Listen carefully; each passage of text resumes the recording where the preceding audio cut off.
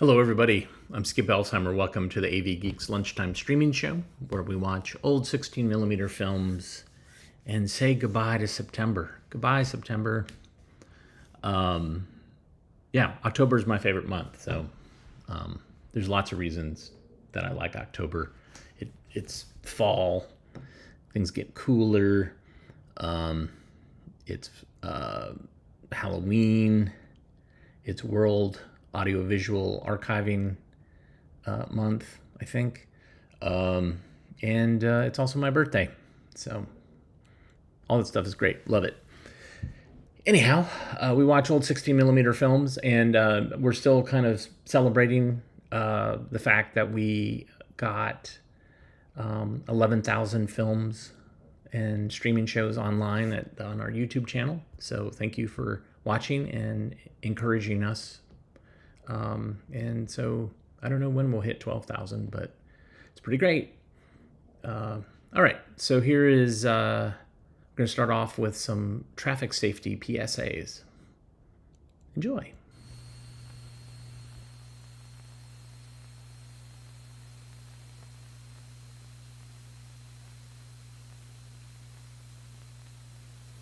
Colonel Sam Smith, Superintendent of the Missouri Highway Patrol, offers a few suggestions on traffic safety and fuel economy. You'll be doing yourself and your car a favor by obeying the new speed limit. Turn the engine off when your vehicle is at a standstill more than a couple of minutes. Keep tires to proper pressure and be sure that they have plenty of tread.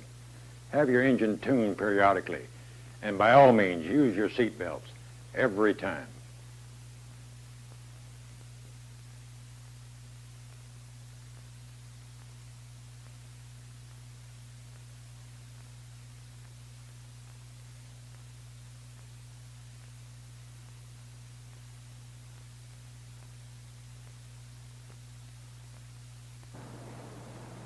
Hi, I'm Ruth Kostman, Coordinator of Women in Traffic Safety. As a woman, are you concerned about safety on Missouri's streets and highways? Are you concerned that so many of the drivers you meet on the road have been drinking? That thousands of lives could be saved if more people would use their seatbelts? If so, we need you in WITS.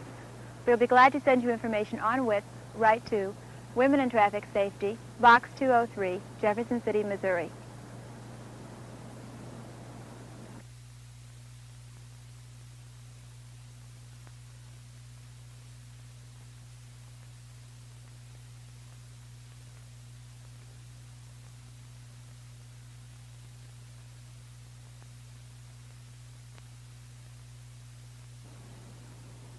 Here is Missouri's First Lady. Hello. Women are engaged in many activities these days. Our family, home, the church, and civic work. For some, part-time or full-time employment occupies much of the time. Regardless of your daily routine, I invite you to get involved in a project called WITS, Women in Traffic Safety. For information on WITS, write Box 203, Jefferson City.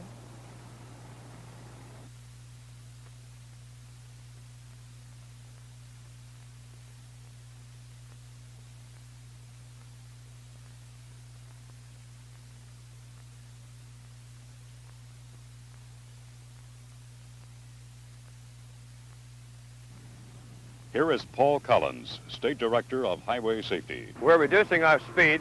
There aren't as many vehicles on the road today, and more lives are being saved. There's no doubt the energy crisis has taught us a lesson in more than one way.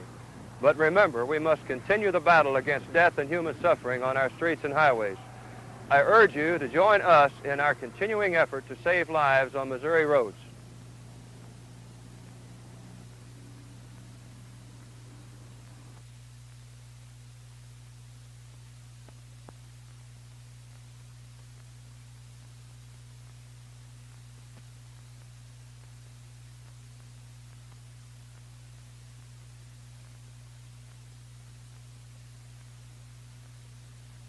Paul Collins, Director of the Missouri Division of Highway Safety.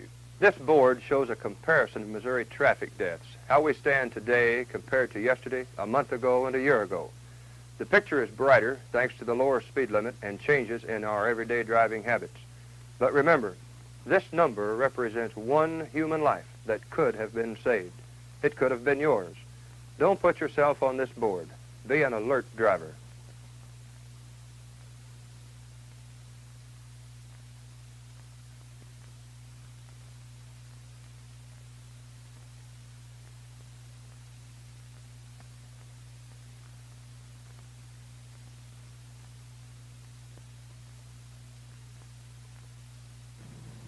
The Superintendent of the Missouri Highway Patrol, Colonel Sam Smith. We in the Highway Patrol feel that even one traffic death or injury is one too many. But we are proud that Missouri's traffic death and injury rate is far lower than in the past. I think we're learning something from the energy problem, that lower speeds and reduced driving save lives as well as money. And as you drive, buckle up. It could save your life.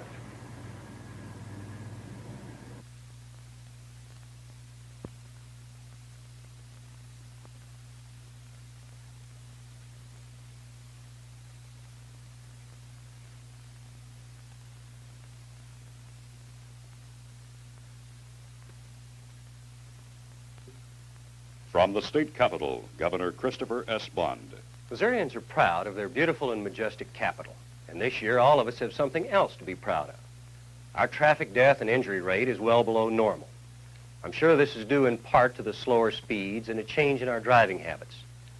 Perhaps something else is contributing to our reduction in traffic deaths and human suffering. An awareness that we can be safer drivers and pedestrians.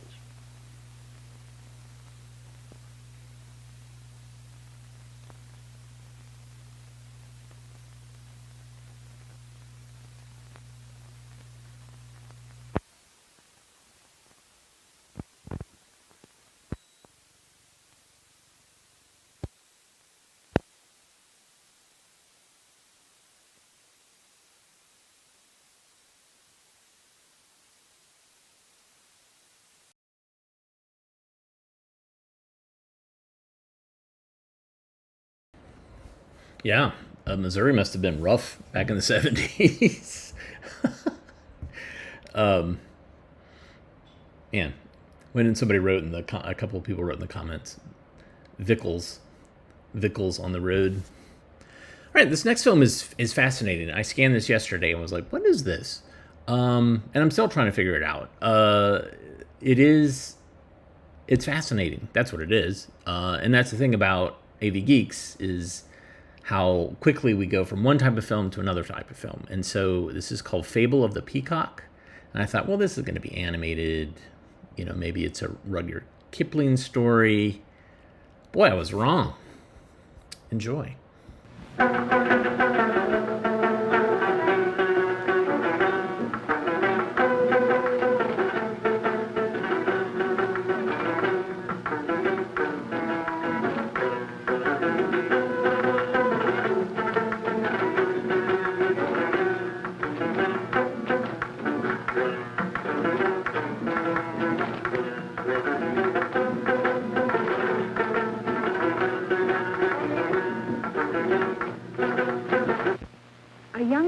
From the village of Katiawa walks toward the marketplace to sell a basket of flowers which she skillfully balances on her head.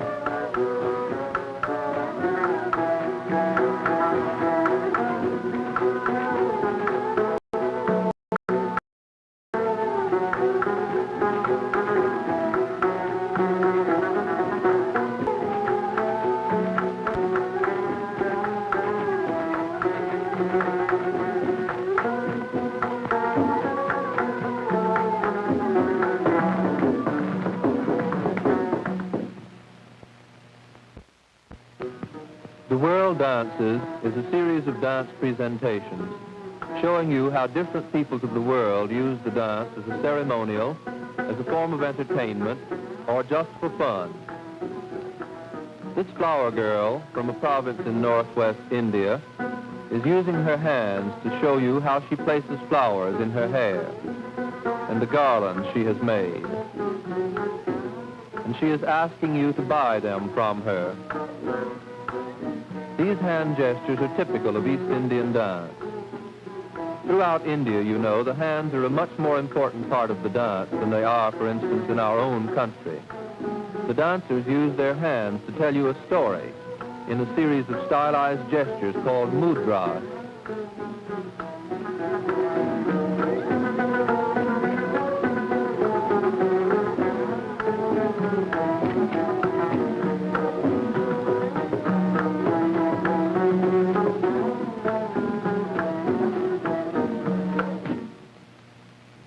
This mudras, for example, means a lotus bloom which is opening.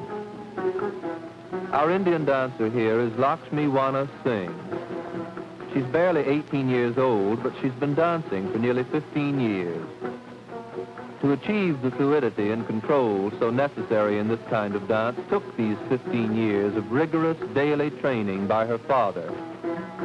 She has thus become one of the finest East Indian dancers, and her ease and authority of manner make her really outstanding. Her father, Dr. Vasantha Wana Singh, composed the music for these dances. He is playing the Saroda Veena.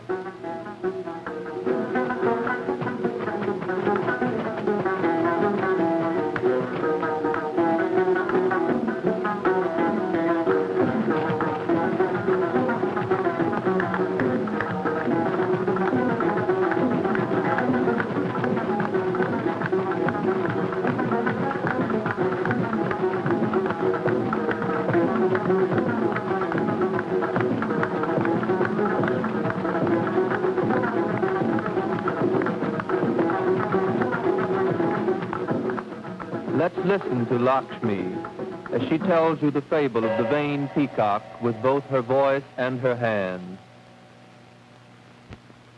In this land of ours, where snow-capped mountains reach toward the heavens like silent sentinels, we find dense forests in which all animals live side by side. We would like to tell you a story about some of these forest dwellers. Listen. Once, in the clearing of a forest,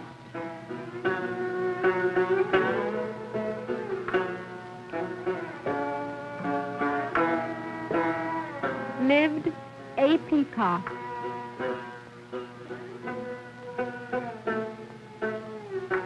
Whose feathers were the most beautiful in all the animal kingdom.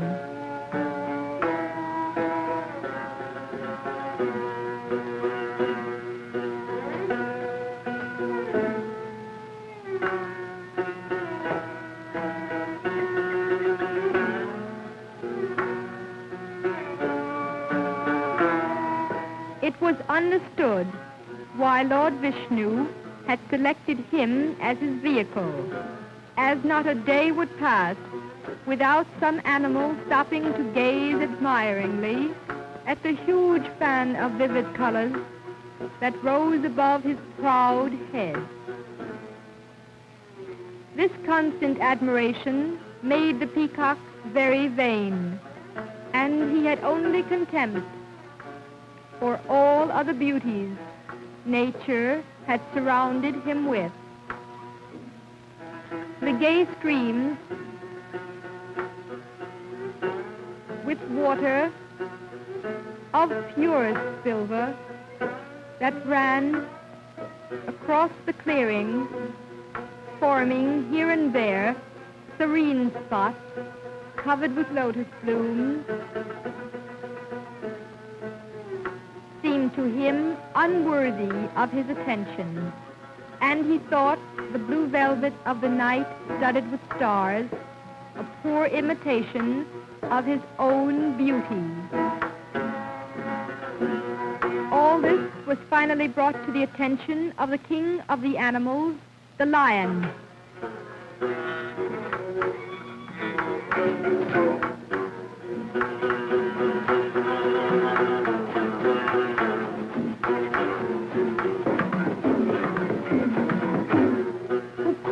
meeting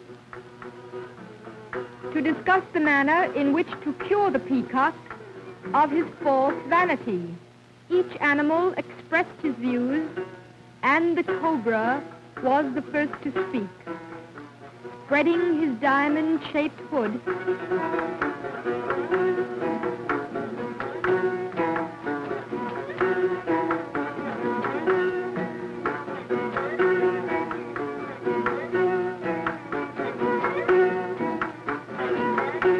he suggested that the peacock be expelled from the kingdom. And the deer, who was inclined to be merciful,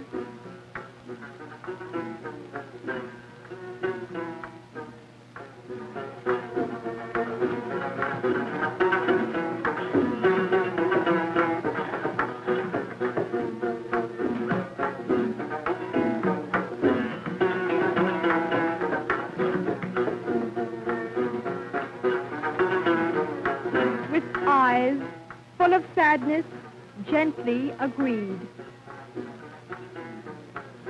And the crocodile, opening his jaws, suggested that the best punishment would be to cut his tail off. And the eagle, soaring through the sky, alighted from his lofty mountain perch and said that he believed the peacock should be left on a high mountain top to live the rest of his life alone. However, it was the wise elephant who advanced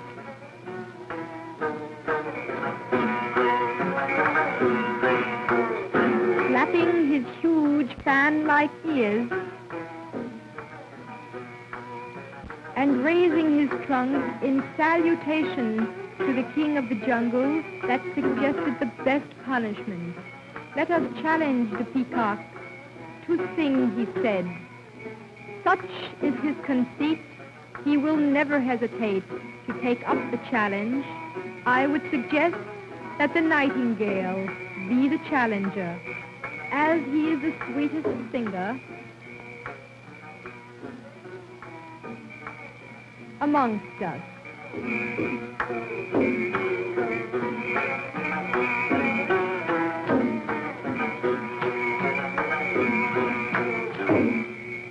With much excitement and commotion, all agreed and went to the clearing in the forest.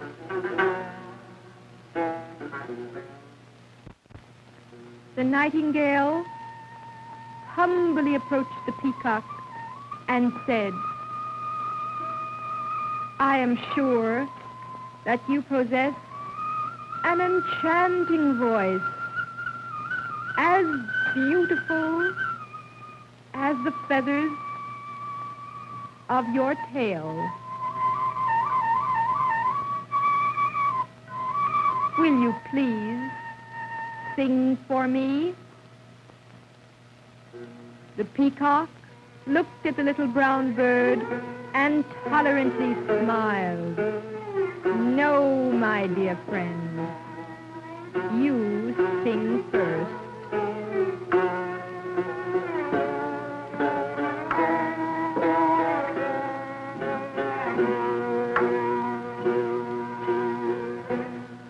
The nightingale lifted his voice to the heavens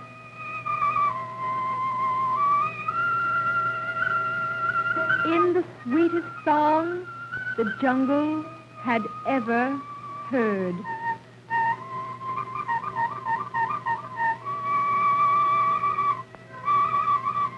In the hushed silence that followed, the peacock said, Very good, my friend, but that is nothing. Wait until you hear my voice. And puffing out his chest and standing on the tips of his toes, he lifted his head to the sky and let out a shrill cry that sent all the animals scurrying.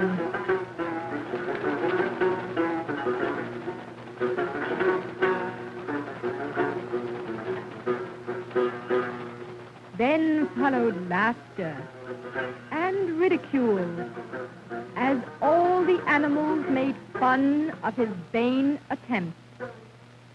The lion came forward in a majestic tread.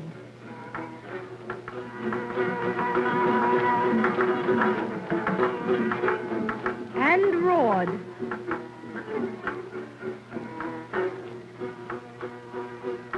Everyone in this jungle has his own place and his own beauty.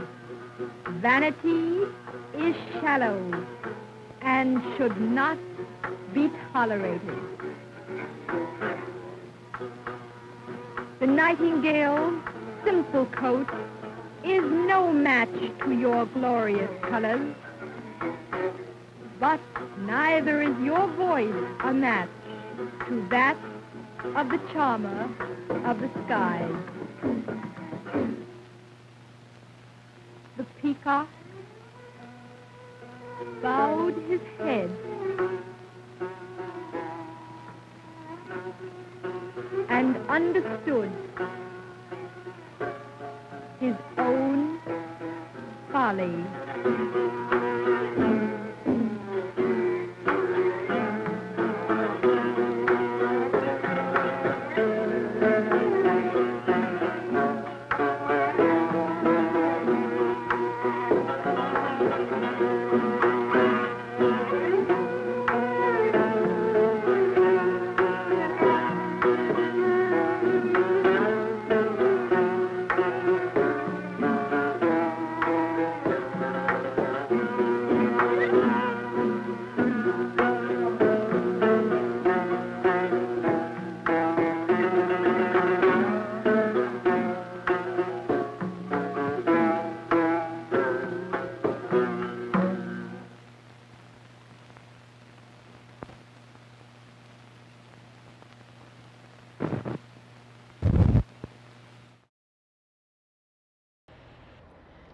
Wow, yeah, that was unexpected. I've gotten some other films that were dealing with Indian culture, and I'm wondering if that is I got this from Northern Iowa University, and I'm wondering if they had a Indian studies department. Right, this next film, it said on the title, on the can, Microorganisms Beneficial Activities. But when we watched it, this is what we discovered. Enjoy.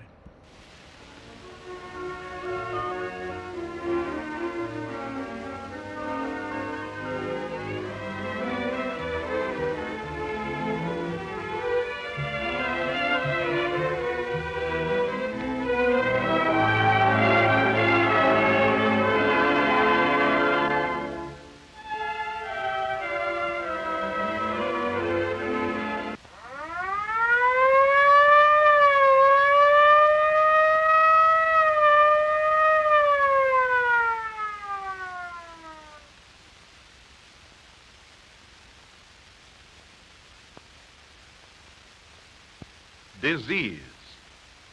For many centuries, the scourge of all mankind. But man has learned to protect himself by such means as isolating the sick, using heat to kill infectious organisms, vaccinating to immunize himself and his animals, and breeding disease-resistant plants. Also, he has learned to preserve his foods by such methods as refrigeration and canning. These practices are necessary to overcome the harmful effects of certain microorganisms that cause disease and spoilage of foods and other materials. When these microorganisms grow in a particular environment, they secrete such substances as enzymes or toxins, which cause disease in living tissue and decomposition in foods and other materials.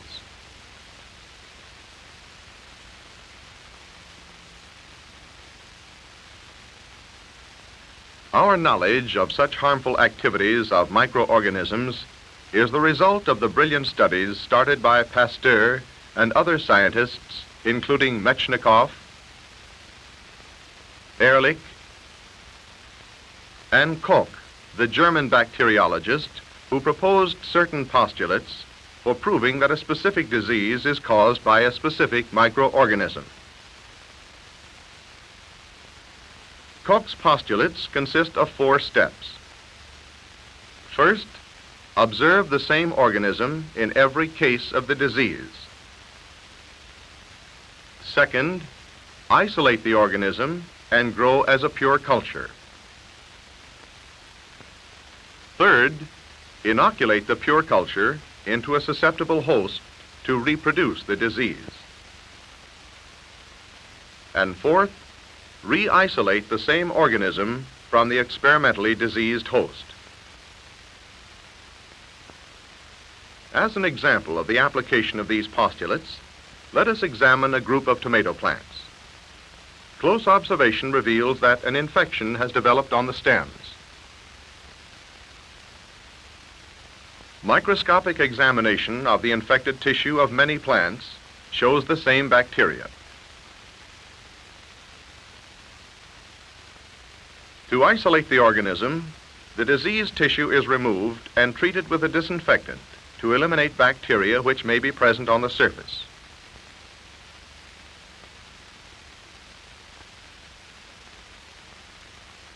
After the tissue is washed with sterile water to remove the disinfectant, a sample is cut from the infected tissue and placed in a sterile mortar where it is ground to release the bacteria present.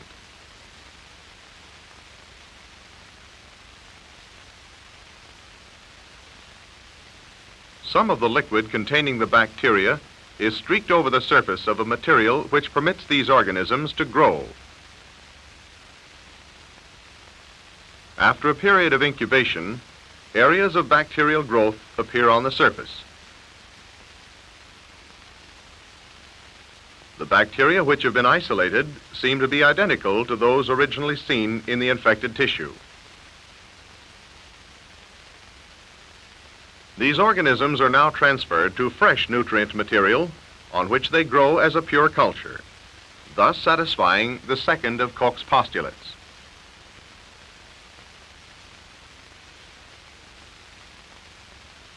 To fulfill the third postulate, a suspension of the bacteria is made and injected into a healthy tomato plant.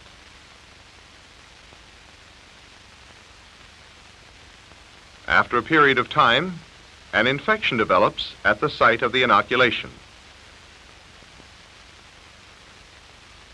Upon re-isolation, if the bacteria from the infected tissue are found to be the same as those in the original infection, they must be responsible for the disease. By application of Koch's postulates, the specific organisms responsible for a variety of diseases have been discovered.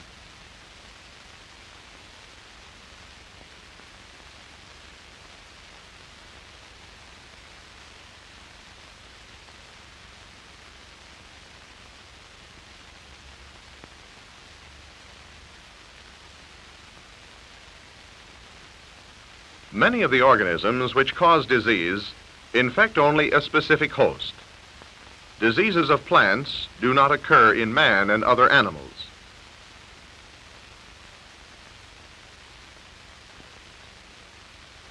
As is true with plant diseases, animal diseases may occur in more than one species.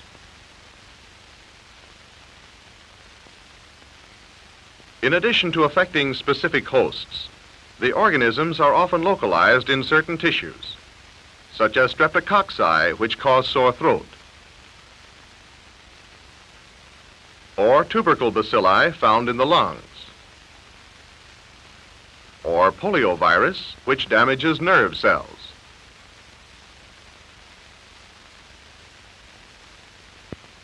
Normally, the skin and mucous membrane provide effective barriers against the entrance of microorganisms. When these barriers are broken, what defenses does the body have to withstand infection? When disease-producing organisms enter the bloodstream, the body is stimulated to produce larger quantities of white blood cells, called phagocytes. As seen through the microscope, these phagocytes engulf the invading bacteria and destroy them.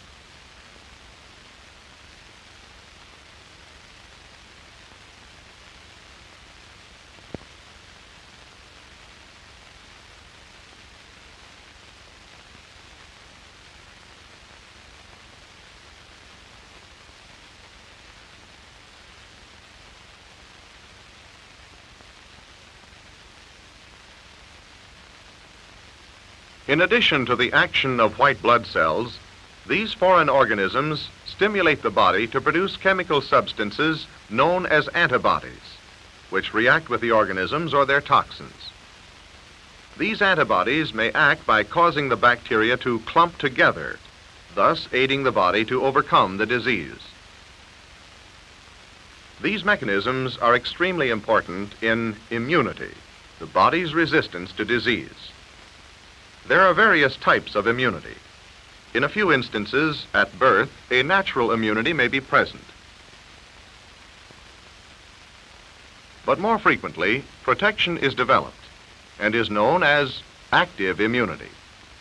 This may be brought about by having a disease and recovering, or by introducing into the body a vaccine or toxoid that stimulates the production of specific antibodies.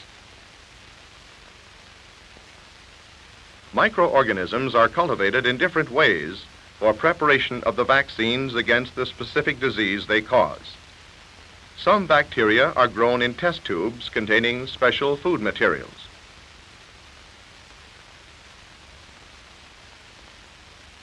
Certain viruses are grown in eggs and other tissues.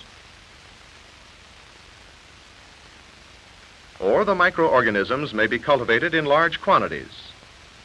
Finally, the organisms or their toxins are treated with heat or chemicals to ensure safe and effective preparations.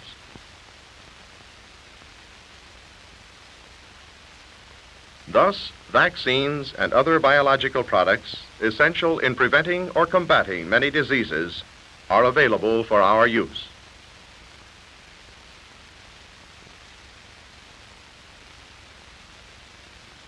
When certain disease-producing organisms enter a body in which immunity is not adequate, antibodies from an immune individual are injected to give immediate aid or protection.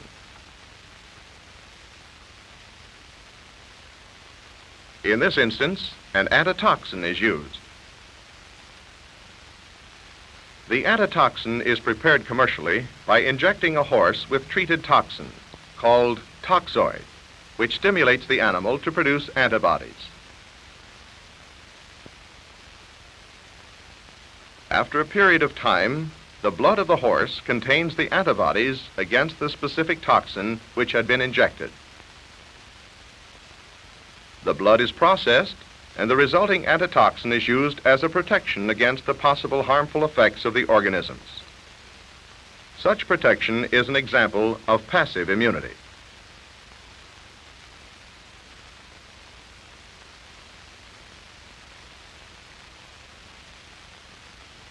There is a distinct difference between passive and active immunity. In passive immunity, upon injection of the antibodies from another individual, a high level of immunity is immediately reached, but it lasts for only a short time. In active immunity, upon injection of the vaccine or toxoid, a gradual increase in immunity occurs. Subsequent injections cause a great increase, and the immunity lasts a very long time.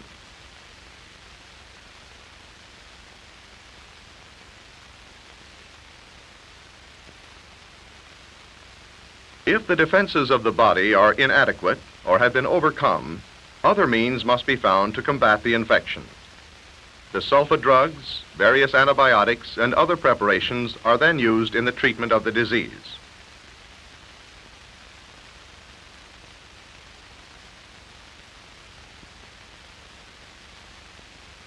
The control of disease depends not only upon individual immunity, but also upon effective community safeguards against the spread of disease. In the purification of potentially polluted water, filters of sand and gravel serve to remove bacteria, and the disinfectant chlorine is added to ensure a safe water supply. In milk pasteurizers, heat is used to destroy disease-producing bacteria. And heat is important in the sterilization of surgical instruments. Ultraviolet radiations and chemical antiseptics also serve as barriers to the possible spread of harmful microorganisms. Undesirable activities of microorganisms are not limited to disease. Spoilage of fresh and processed foods results in considerable economic loss. The organisms responsible are detected and are proved to cause the spoilage by a procedure similar to that developed by Koch for identifying disease-producing microorganisms.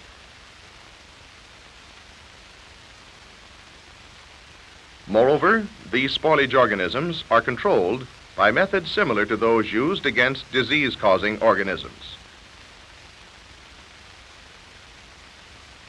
Heat permits preservation of food in sealed cans. Cold or freezing temperatures serve as another method of preserving foods, and chemicals added to certain foods prevent spoilage.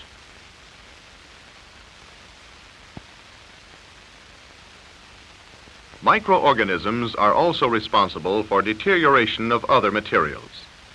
They cause damage to a variety of fabrics, and continual attention must be given to wood products, which are exposed to the destructive effects of microorganisms. The rotting of wood is prevented or delayed by chemical treatments which inhibit the growth of microorganisms.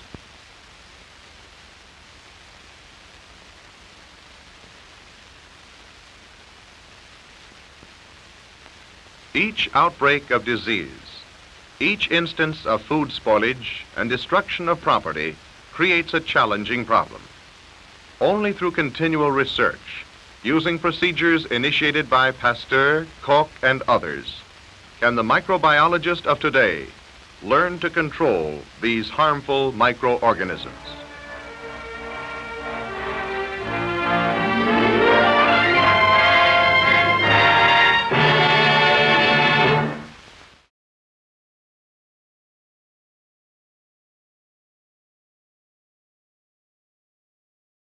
Did you hear that? All right, I gotta go back. This is crazy. All right, let me try this. Harmful microorganisms.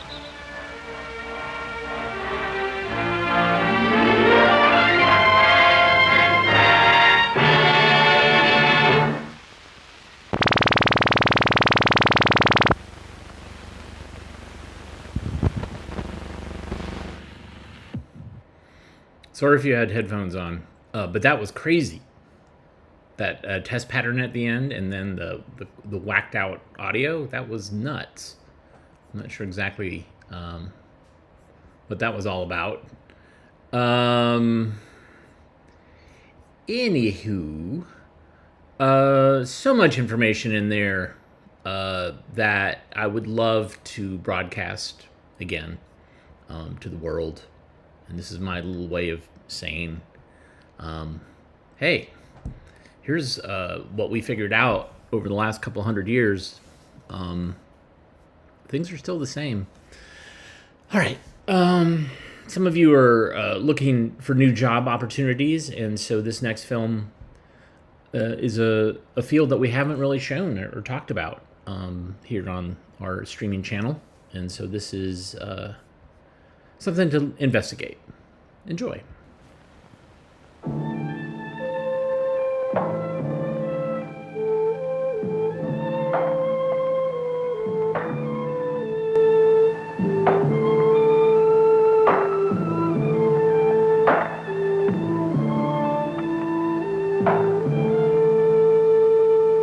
When this country was first rough-hewn from a wilderness, physical education was a natural developmental experience.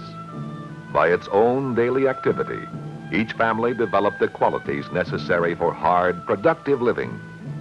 The emotional stability that preserved tenderness amid toughness. The spiritual reserves that grew stronger with every natural experience.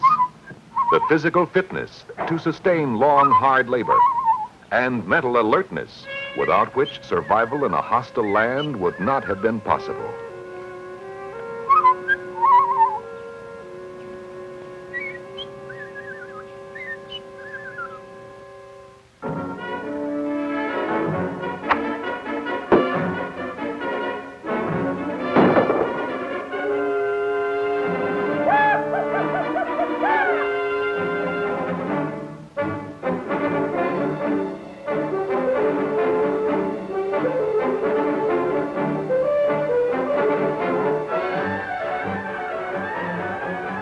Total personal fitness, especially physical fitness, was the essential ingredient of a pioneer's success. Today, the landscape is different, and so are the jobs of the people who changed it. The big jobs of building are no longer the work of single individuals. They are the product of effective teamwork by a strong and stable people. Today, machinery does most of the work that used to take sheer muscle. But the industrial age, despite its labor-saving devices and machines, is demanding more, not less, from its workers and planners. More endurance, a greater capacity for working under pressure, and more ability to cope with the inevitable frustrations and disappointments of the job.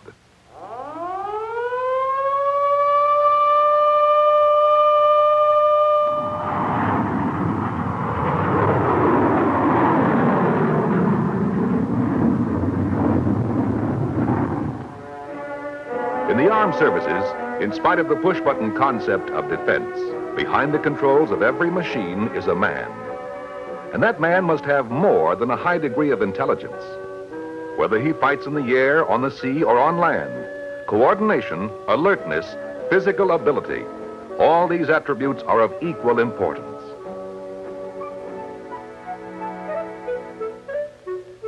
In every walk of life, successful living demands fitness to make the best of our talents, and fitness to live life to its fullest in the off-the-job hours of recreation. Regardless of man's cultural and technological advances, the primary requirement for a healthy, progressive nation will always be a people who are emotionally stable, intellectually alert, and physically competent. Recognizing this fact, the nation's schools are doing their best to fill the unprecedented demand for qualified physical education teachers.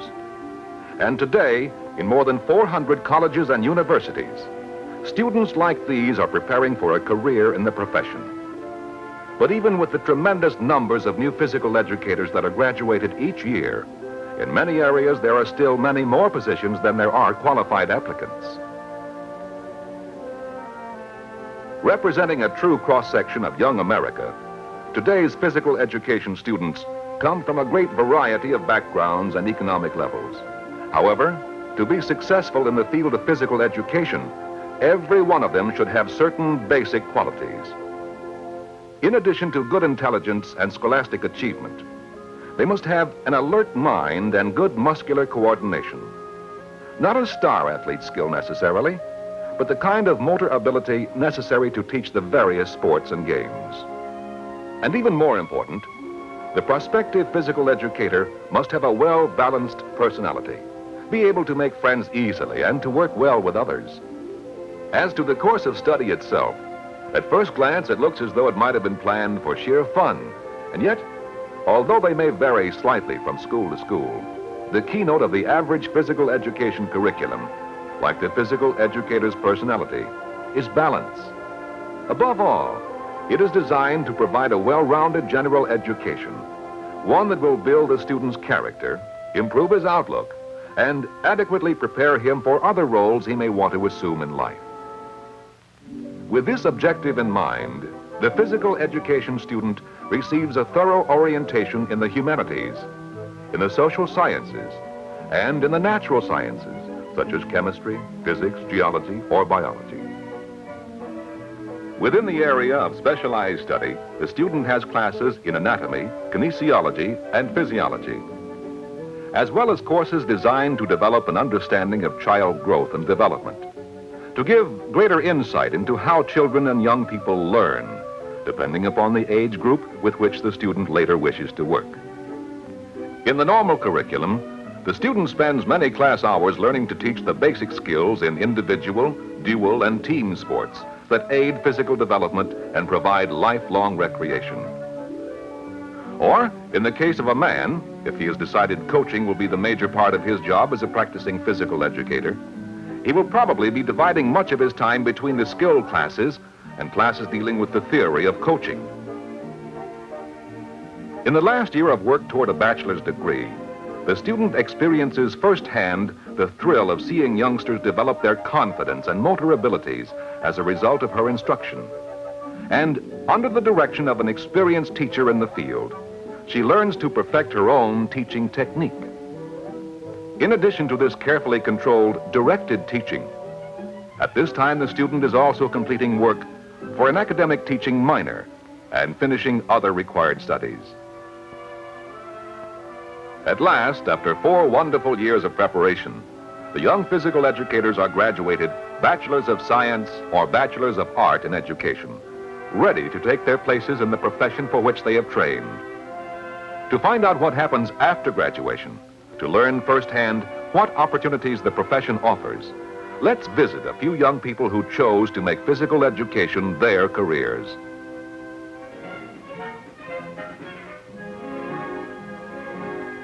Teaching physical education to more than 200 children between the ages of 5 and 12 seems like a lot of work for such a little girl.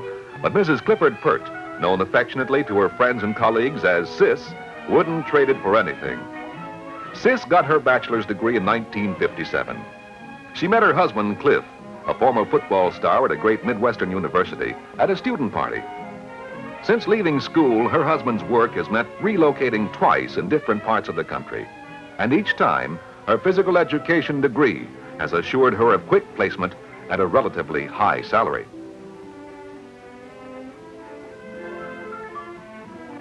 In her present position at Central, a neighborhood elementary school in one of our largest metropolitan areas, the week begins with an administrative staff meeting. The staff itself is an excellent example of how well the physical educators can advance in position and prestige in the educational system. Mr. Erickson, the principal, began his professional career as a high school coach with additional duties as an English teacher. And Mr. Bradley, director of physical education for all of the schools in the community, actually taught physical education for more than 15 years before moving up to his present position. Decisions to be reached at the faculty meetings frequently include space allocation, class schedules, lesson plans, equipment needs, attendance, and of course, any special projects which might be underway. After the meeting, Sis usually heads for the gymnasium area where she spends the major portion of each day.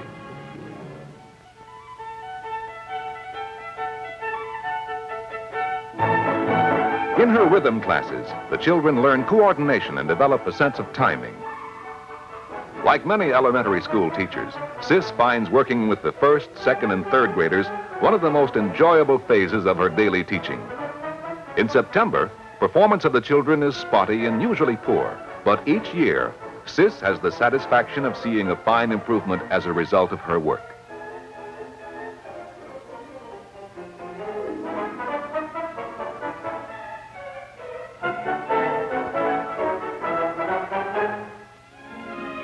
When teaching girls in the upper grades, Sis begins each physical education class by leading her students through a series of self-testing exercises which serve 2 basic purposes. They provide a warm-up, preparing the muscles for more strenuous use. And by stressing good posture and precision movement, she teaches the girls to use their bodies in a graceful and ladylike manner. When the warm-up is over, the students move on to an activity which requires a greater degree of mental alertness and physical skill. These activities include working on the stall bars, traveling rings, ladders, and even the trampoline. Through the use of the more challenging gymnastic apparatus, both boys and girls rapidly increase their self-confidence And under the expert guidance of the physical educators of the school, they often astound themselves by mastering a feat of amazing physical prowess.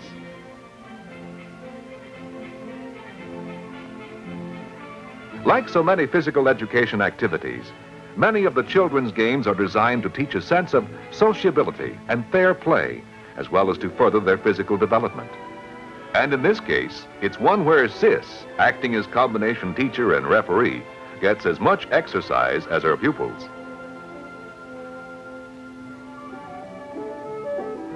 Of course, one of the most rewarding experiences for any physical education teacher is the sense of pride that comes with seeing a boy or girl's progression in a skill or sport.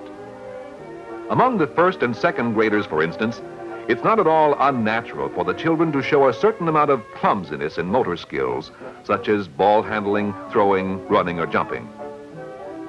But after only a surprisingly few years of instruction at the hands of an experienced physical educator, the student's desire to participate and his continued practice of the skills and knowledges he has been taught result in an alert, confident child with well-developed motor reflexes that will stand him in good stead in other learning and playing situations. Aside from her administrative and teaching responsibilities, Sis takes an active role in the school's PTA meetings. As director of the school's co-ed recreation program, a job which requires creative imagination as well as administrative ability, she is a frequent and popular speaker at community gatherings. And although she has been teaching at Central less than a year, to the mothers and fathers whose children are entrusted to her care, who daily see their children becoming stronger and more confident as a result of her intelligent, firm, yet gentle leadership, she's one of the most important members of the faculty. In the short walk between the east and west buildings of the ultra-modern suburban Glenbrook High School, physical educator Jack Leese says hello more times than a politician running for re-election. While most of the students address the popular young teacher as Mr. Leese, to many of the boys he's known simply as Coach. A 1956 graduate who received his master's degree in 1957, Jack's great interest in coaching was the determining factor in his decision to specialize in high school work. And at Glenbrook, he's found a position that gives him everything he had hoped for. In addition to his regular duties, which include teaching basic physical education involving seasonal sports and swimming, Jack is kept busy coaching all year round. As freshman football coach, it's up to Jack Leese to make sure that every interested boy has a chance to play, to find and develop those with a real talent for the game, and most important of all, to teach every one of them those principles of behavior which they can use to guide them in any life situation. As a result, whether his boys wind up first string or intramural football, before the season is over, they learn to win modestly, to lose gracefully, and they know forever that top performance in any field requires drive, practice, and self-discipline. Just as all good physical education teachers must, Jack stays well ahead of his work, and before the football season has been long over, he's already working on the school's spring co-ed golf program. In addition to his golf responsibilities, Jack also coaches the freshman wrestling team. All of this doesn't leave him much time for spring fever, but he likes it this way because, to Jack Leese, this is the big payoff in physical education. The chance to help boys grow, the opportunity to teach a skill to students who show a keen interest, boys who are willing to spend enough time in study and practice to become really good at it. And as every educator, regardless of his field, knows, there's the ever-present thrill of knowing that you may be helping to shape the future of a student who is destined to stand out in his field, an All-American, or even a great Olympic champion.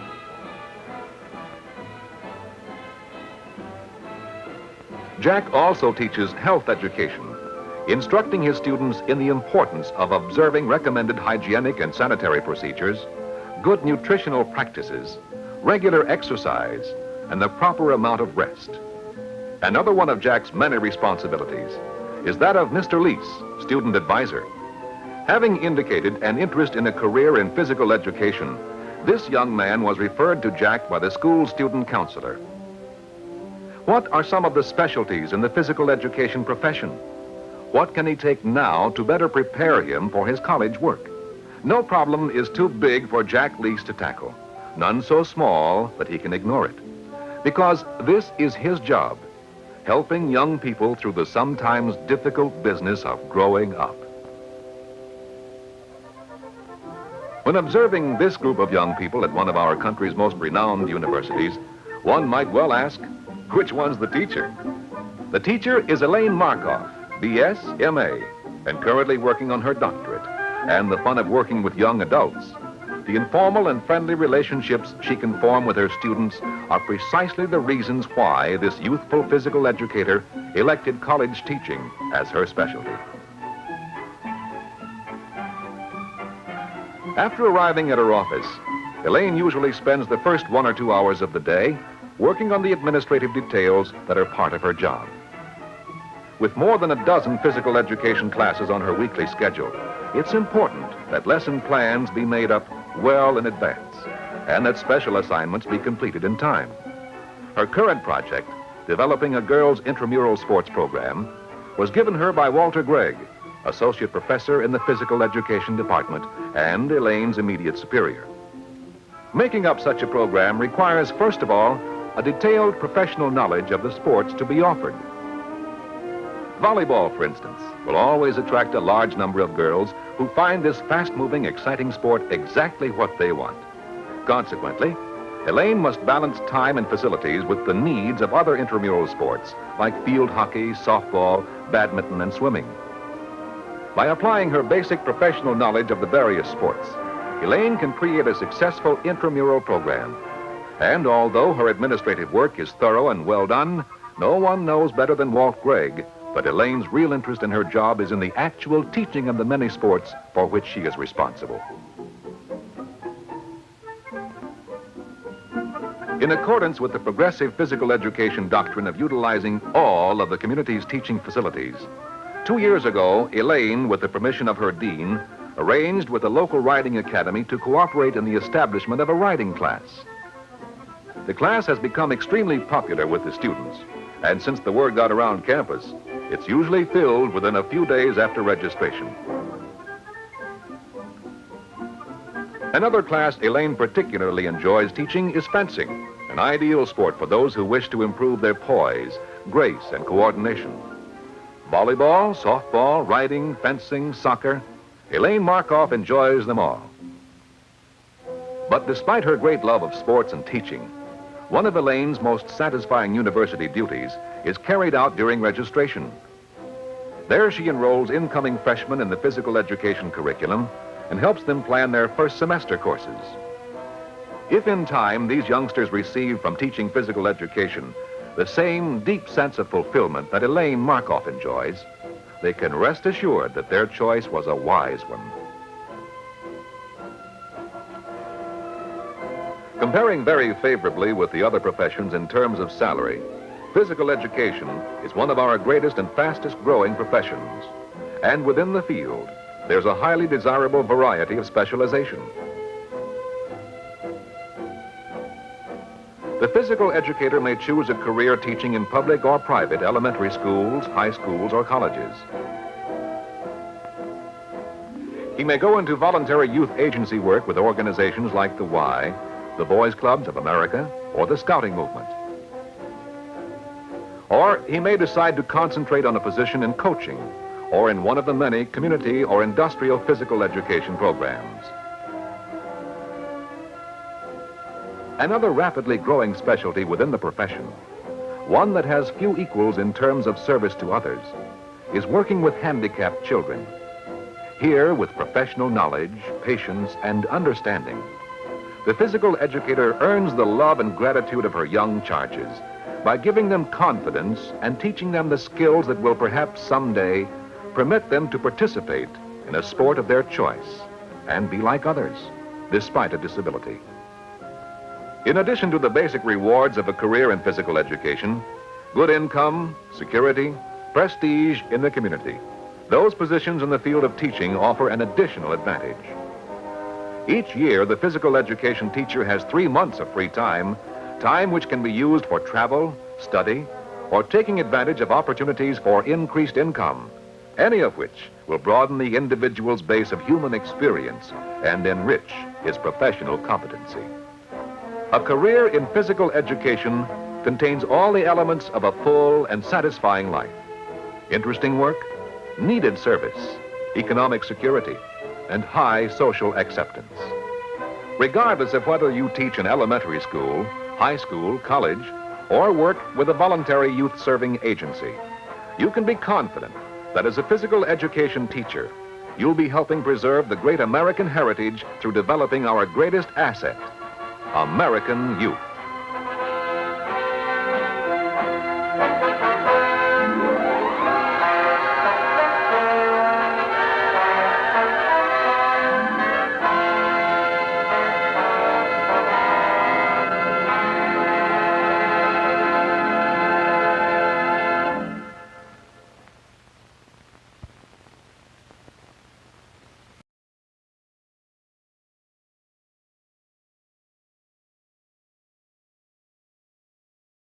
There I am. Yeah, looks exciting. I was not the most athletic person, but I think that physical education early on in my childhood and probably our childhood was fun. I mean, I realize now in watching a lot of the films about physical education for young people and about body awareness, specifically like physical space awareness, not awareness of your body, but awareness of your body in space. There's many films about that that are really fascinating, and it explains the parachute. Like I loved, I don't know if you remember the parachute, like all the kids would have a parachute, we would all stretch out, then somebody would throw like a utility ball on it, and we would all kind of make it bounce and go around. Then we would like lift it up and then go underneath it. I mean, really super fun. And that was all about spatial and motion awareness to get you to use your body and coordinate your body and all this stuff. Yeah, very sneaky, but pretty great nonetheless. And and I was really good at dodgeball. That was my sport. If there was an Olympic sport in dodgeball, I would probably be on the U.S. team because I was real good at it in the 5th grade. That was my one thing. And then puberty hit and everything, my body was like, ugh. Anyhow, thanks for joining us today. I very much appreciate you watching and your comments. There's some hilarious comments in there. You guys are very sharp, very witty. Anyways, tomorrow, join us, October. Very excited. If you like what you saw, hit the thumbs up, hit the like button. Even if you've done it recently, that's a great way to support us. If you haven't already, you can subscribe.